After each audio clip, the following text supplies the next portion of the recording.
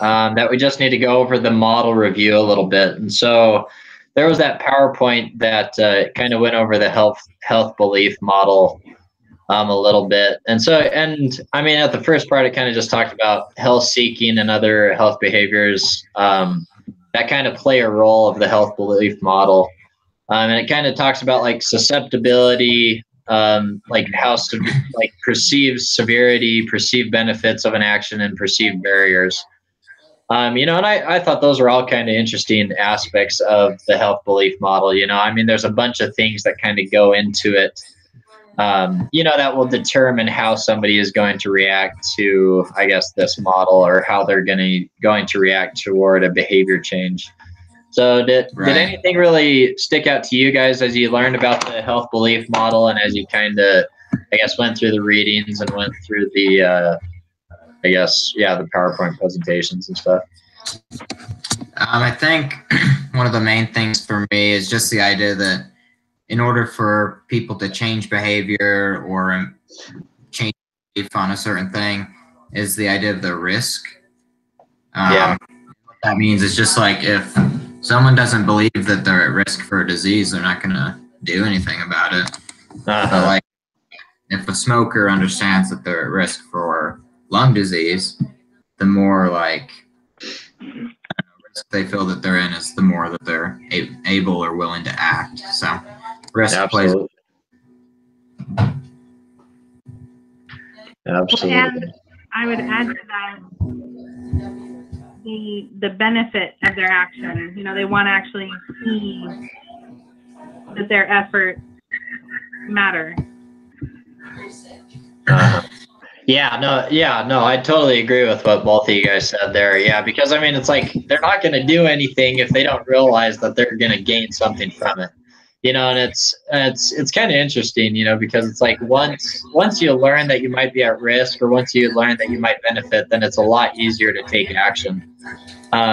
You know, and it's just thinking about like all kinds of health problems. You know, it's like if you learn that you might be at a higher risk of breast cancer or lung cancer or something like that, then it's much more likely that you're going to go in to get checked up, because you're going to be receiving some benefit from doing that action. You know, and I feel like that was kind of the health belief model in a nutshell. You know, it's kind of like, let's recognize, you know, what the problem is, you know, like for this target population, and then let's act upon it. You know, let's do something about it so they can realize how it's going to benefit them and their health in the future. Right. Oh, sorry. And also making sure that whatever barriers or problems aren't insurmountable, so that they don't even want to go through the effort of trying to make a change. Yeah, absolutely. Okay, so I mean, so just to summarize how the health belief model works, and I feel like we kind of did that a little bit. You know, it's kind of recognizing the problem and then taking action. But then it also says discuss the processes and how they relate to the stages of the model.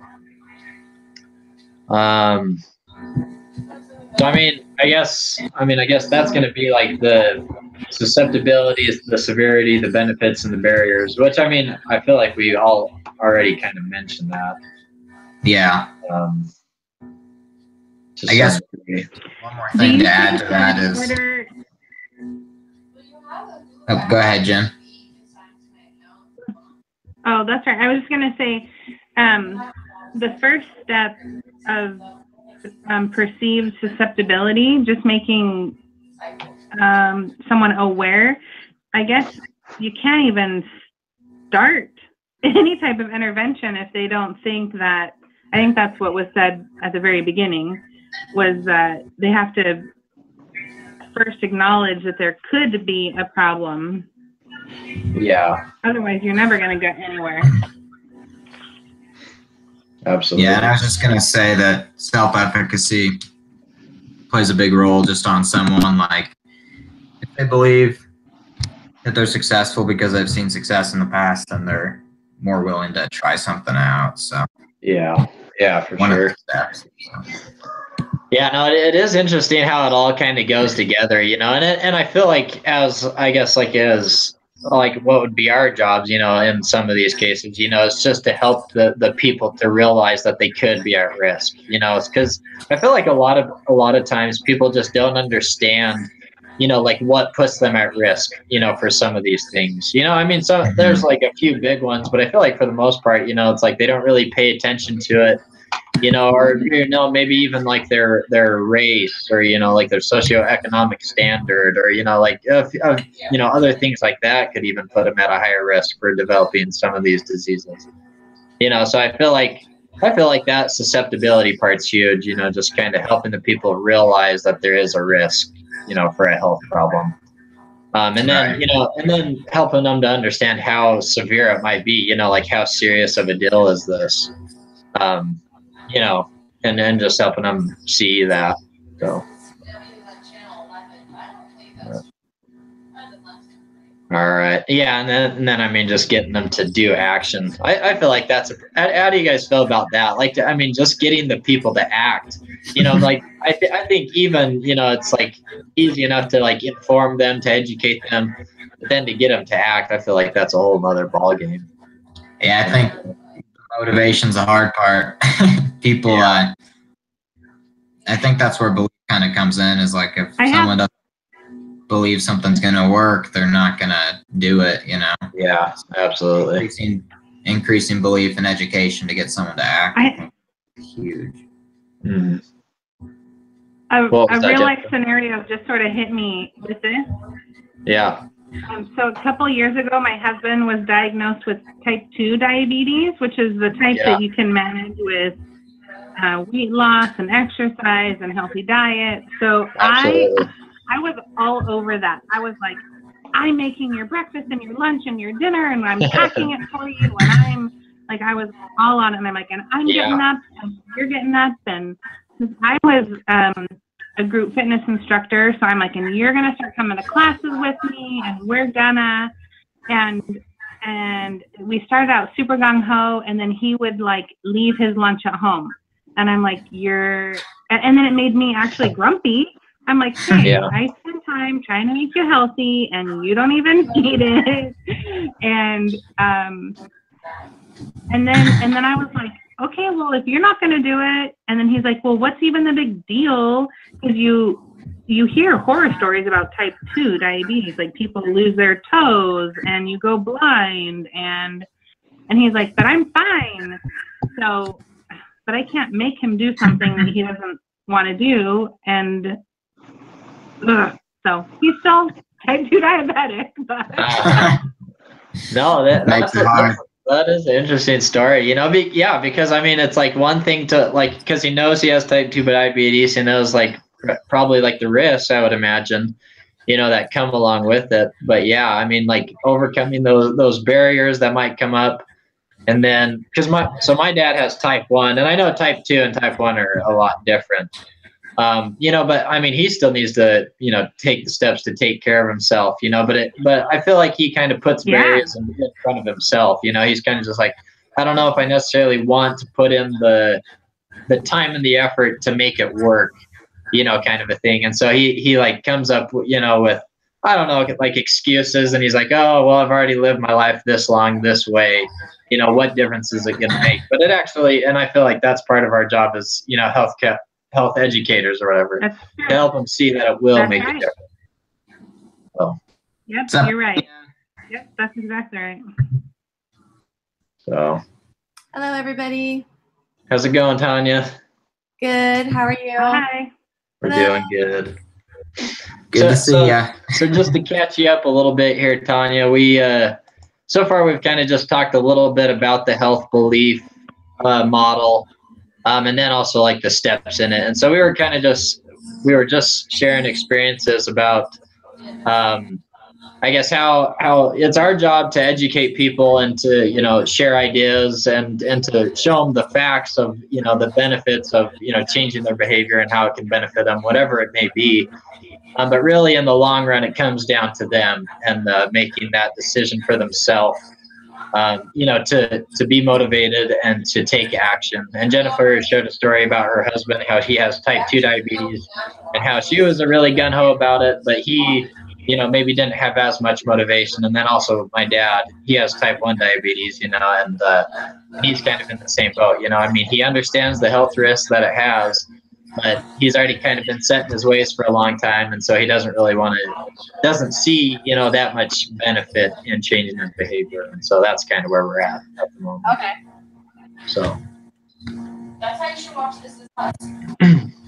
So let's see. And then it says, what kind of interventions centered on the processes move people through the stages? Does that make sense? I don't know. What kind of interventions centered on the processes move people through the stages? So I think. Go ahead, Tyler. So I was gonna say, I think interventions that focus on like educating and encouraging, motivating, are probably some of the most important because it shapes belief and as well shapes action. So. Okay. Jen, were you going there too? Sorry, I cut you off. Yeah. No, I think. Well, so first of all, the first step is showing them that they actually are at risk, that perceived susceptibility. You would have to educate on the risk. And then the severity and benefits, you have to talk about what you have to do to get the benefits. And you have to then talk about barriers and how do you overcome those barriers. And then build on that positive, experience. So you have the self-efficacy. No, that's a great point. And I feel like it kind of just builds off of each other. It's like first you recognize the risk, then you educate, and then based upon that risk, like how high of a risk do they have? And then you educate again, it's like you're in this situation, like these are the things that are playing into your health problems, and this is how severe it is. And then you kind of go, these are the pros, these are the cons, kind of a deal.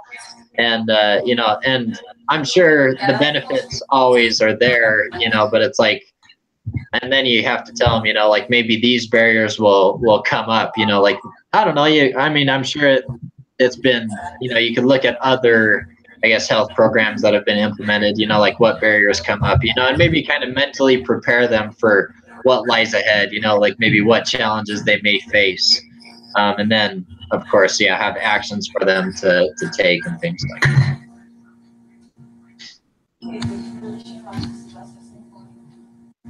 Agreed. I agree. Good. Cool. Agree. One of the things we're talking about is the cues to action. So you need to know, like, what kinds of things are going to motivate them.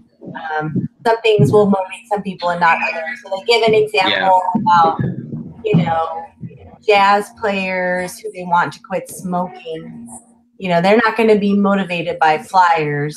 You have to find out what kind of things actually motivate them. If it's going to affect their job or affect the way that they're going to be able to get, work, or how it may affect their family. So you got to make sure you questions or do the discussion so that you know what motivates somebody, because it's going to be different for each population. That's a really good point. Yeah. I mean, once again, like taking in the target and understanding, the different people, that may be in your target population. Because, I mean, just kind of tailoring it to what their needs are. All right, so now here's part 2, and it's a scenario discussion that we're supposed to have. And so here's the scenario. It says, underage youth get tattoos either to rebel against parents or to be accepted by peers. As a health educator, you have to put aside your own personal feelings about the circumstances in order to work with the target population. And then it says, read and discuss the following quote. So here it is. Peer and parental influences compete and often conflict. As youth approach early adulthood, they decide upon ways they wish to present themselves to others and count the cost of doing so by gauging the reactions they get. Attendant to this process as psychosocial risk and reward. our psychosocial risks and rewards. For example, the choice between acceptance by peers and rejection by parents and other authority figures factors into the decision-making process for behavior in general. We imagine this to be more consequential when individuals contemplate getting something as permanent as a tattoo. So what is the behavior behind tattooing, I guess, is like the main question that we kind of want to discuss here. What are your guys' thoughts there? I think it bases a lot around social acceptance, kind of as the quote says, acceptance by peers and rejection by parents. And I think, if I remember right, that's known as like normative acceptance or something. Kind of like the social norm a little bit. Exactly, yeah. So I think the action would be people trying to please their social peers rather than their like closely knit circle. So.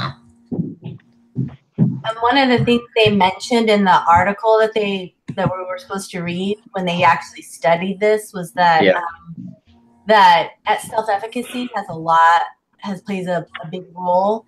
So people who had high self-efficacy or felt like they had a lot of control over their choices and their things tended to have a lower rate of wanting to get a tattoo. So that self-efficacy actually was part of the study they said. That's interesting. That is really interesting because it's like they believe that they can achieve what they set their mind to, and yet they were, I guess, less likely to get a tattoo.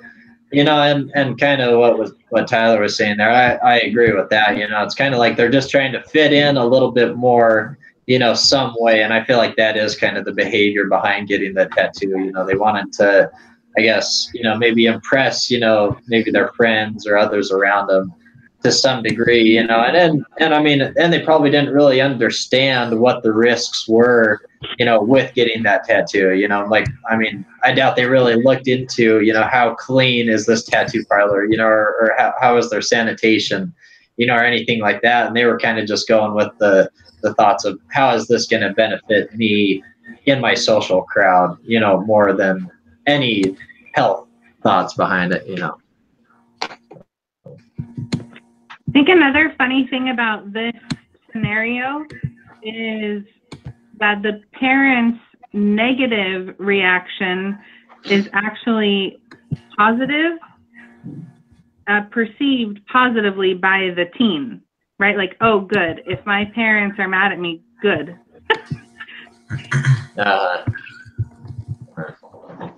So the benefit, they only see this tattoo as a benefit to them.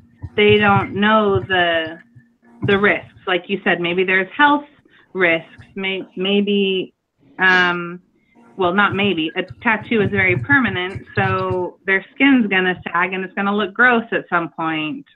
And maybe their friends really aren't going to care that they got a tattoo or not. But they're perceived, like they just see it as only a benefit. So then as a health educator, we would want to educate them on the negative aspects of getting a tattoo or the dangers or downfalls of it. Right. And one of the things they also bring up in the reading was that you also have to realize that there's cultural significance to tattoos. So there are certain cultures who has been part of their culture for hundreds of years. So for example, I work on a Native American community and tattoos are part of their culture. They're not seen, it's just seen a lot differently than the way you may perceive it. So because we don't have that in our culture, we think of it as something that maybe teenagers do to rebel, but that's not how they see it in their culture. So that plays a lot into, you know, the way you would want to talk to somebody, because if something has been around in your culture for hundreds of years, it's really kind of difficult. It makes it a lot more difficult to talk about things in context of health benefits or whatever. Yeah. Oh, yeah, definitely. There's stuff definitely like that other reasons why. was gonna say, I think that when it comes to like culture over health, it's definitely hard to sway people because culture is like what they know. Their belief is that like staying to that culture is going to be the benefit rather than potential health problems. So in that case, it kind of makes the health belief model tough because I don't know, you can't always change tradition, you know? Yeah. Whereas if the Native Americans, like if that's the way of living, then that's what they're going to do, and that's totally okay. So. Mm-hmm. No, and I think another interesting aspect of this is just like taking in the target population. You know, like what group of people are you focusing on here? You know, I mean, I feel like you'd have to approach it a lot different if their culture, you know, if their sociology, I guess, is, you know, to get tattoos. You know, like that's the thing that, you know, like everyone does. You know, maybe it's like a tribal thing that they do, you know. And I feel like it's kind of just looking at where they come from, looking at their background a little bit, and then applying, you know, like how can we teach them, you know, like maybe the benefits and then the risks, you know, of like what may happen. Yeah, definitely. So that would be, and if this was the scenario we're using, that could be a barrier to. Yeah. But if you educate to show that there's a bigger benefit, then you have something to offer. Absolutely. That's a great point. Cool. All right. Well, I think we touched upon that pretty good. Yeah. How do you guys feel? Oh, good. All right. And then let's see. So, and then part 3, it just says, it says read the lesson 8 application assignment instruction together. Does anyone have that pulled up by chance? I have a bunch of tabs open. Can somebody pull that up? Let me see. I think I might have it. It says open the assignment table, begin developing interventions for the constructs together while each group member saves their own copy. Do we want to do that together? Or do we do that separate? I think I already finished mine, so. Oh, gotcha. Wow, overachiever. Well, there's like 2 assignments for the class, but I think it was pretty simple. So. Can you just read the questions and then we can wrap up here? Because you said you have another meeting at 6:30 usually. I mean, we can wrap up here pretty quick. Yeah, do you want me to pull it up? Yeah, just maybe go through the questions and we'll kind of just touch upon them a little bit if that's all right. Yeah, totally. 1 sec. All right, so it says to apply the principles outlined in the health behavior framework, and then kind of create like a model that increase awareness of tattoos and health benefits or cons there. So on the actual assignment, number 1 says to give an overview of the model and a brief explanation of the constructs. So we kind of did that earlier, just like perceived susceptibility, the barriers, self-efficacy, benefits, cues to action. Perfect. Yeah. And then number 2, it says complete the table below. So it's got so it's got the constructs, which is the perceived susceptibility, perceived severity, and they want us to choose an intervention that kind of would along with that. And then a description of what the intervention would do. So if you choose like a community education intervention for something. So like a community intervention to go along with the health belief model? Is that what we're going to? Exactly, yeah. Or just like whatever one you'd like to use. Gotcha. And it has a table for expected. So like hand out flyers at a high school like educate? Like, is that we're Yeah. supposed to actual do step by step? Okay. Yeah, no, that would work great. And you'd say you'd explain the impact that would have. So if you hand out flyers, people increase their education or their belief or whatever. So. Awesome. And then once we go through that, it wants us to talk about limitations of the model and what might keep it from being successful or what information we don't have. Some things I talked about that is people might be like ego driven or biased depending on actions they've already taken. Okay. From like changing their belief or increasing awareness. And then just kind of our thoughts on the model itself. So. Gotcha. And that's it then. Yeah, and that's all. Okay, yeah, I feel like that's pretty straightforward. I mean, a lot of the stuff we talked about, and then kind of just, I guess, thinking about other programs that you've learned about in other classes or this class and kind of just applying that. So, does everyone feel good about that? Yep. Feel good. All righty. So, and then it just says, who wants to be the group leader for next week? So Tyler was week 1. I was week 2. Who wants to do it next week? I can do it. Are we going to do it at 5 o'clock again? I mean, sorry, I'm in California. 5 o'clock for me, but 6 o'clock for you guys? Works for me, yeah. 6 is good for me. That'll work for me too. So, Okay. all right. So I think we're in good shape. So, cool. And I'll just have that group at 6:30. So if I have to pop off, hopefully that's cool with everyone. sounds good. Yeah, totally. All right. All right. Thank you guys. Thanks, everybody. Have a good night. Okay, Yeah, you too. bye. Bye.